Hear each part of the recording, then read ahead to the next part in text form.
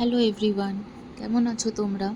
আজ ভাবলাম তোমাদের সাথে একটুখানি মর্নিং ব্রেকফাস্ট শেয়ার করব।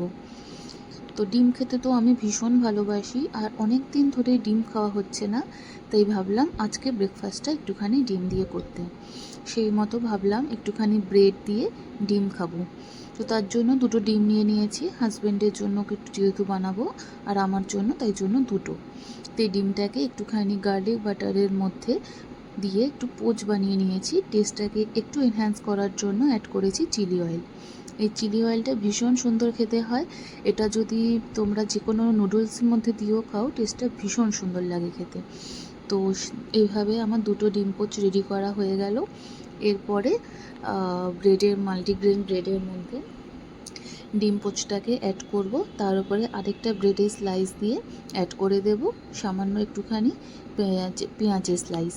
আর এই টেস্টটাকে আর একটুখানি বানানোর জন্য একটুখানি স্প্রিঙ্কেল করে দেব গোলমরিচের গুঁড়ো।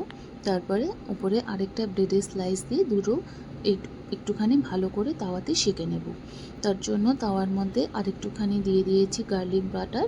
তার মধ্যে পাউরুটি স্লাইসগুলোকে একটু এপিট ওপিট করে ভালো করে সেঁকে নিয়েছি।